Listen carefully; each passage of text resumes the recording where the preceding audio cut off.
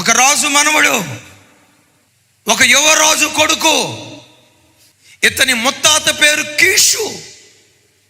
బెన్యామీను గోత్రంలోనే భాగ్యవంతుడు. ముత్తాత భాగ్యవంతుడే, తాత రాజే, తండ్రి యువరాజే.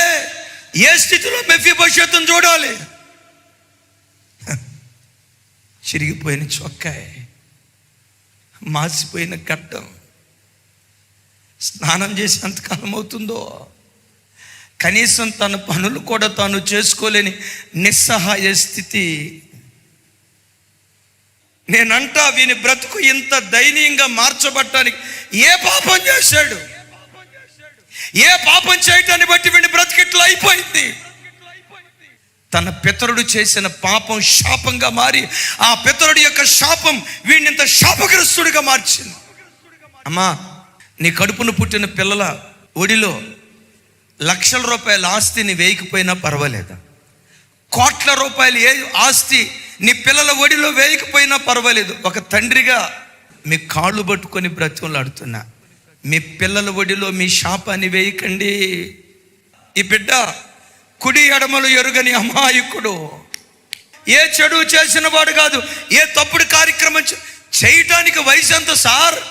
5 సంవత్సరాలు. ఈ పసికందుకు పాప పుణ్యాలు ఏం తెలుసు? అపవిత్రత చేసే జ్ఞానం లేదే.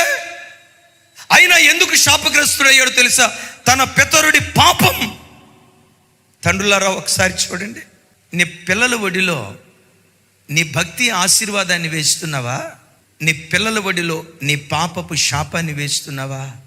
బైబిల్లో భయం, జాగ్రత్త పుట్టించే ఒక మాట ఉంది. ఒకడు నా యందు భయభక్తులు కలిగి బ్రతికితే, ఆ ఒక్కడి భక్తి జీవితాన్ని జ్ఞాపకం చేసుకొని 1000 తరాల వరకు పిల్లలను నేను కరుణించడం ప్రారంభిస్తా. ఒక్కడు ఒక్కడు ఒక్కడు ఒక్కడు నా పట్ల భయభక్తులు కలిగి బ్రతికితే, ఒక్కడు ఒక్కడు ఒక్కడు ఒక్కడు ఒక్కడు ఒక్కడు నా పట్ల భయభక్తులు కలిగి బ్రతికితే, వానిని బట్టి 1000 తరాలు పిల్లలను కరుణిస్తానంటాడు. అమ్మా, ఆ ఒక్కదానివి నీవెందుకు కాకూడదురా తమ్ముడా? ఆ ఒక్కడివి నీవెందుకు కాకూడదు? నీ పిల్లల ఒడిలో దేవుని ఆశీర్వాదాన్ని వేసే ఒక ఆత్మ సంబంధమైన తండ్రిగా, ఒక ఆత్మ సంబంధమైన తల్లిగా ఎవరున్నారని ప్రభు అడిగితే, నేనున్నా ప్రభువా, నా పిల్లల ఒడిలో దేవుని ఆశీర్వేదమైతే నేనున్నా ప్రభు అని ఒక తల్లిగా నీ కుటుంబ పక్షాన నువ్వు లేచుదువుగాక.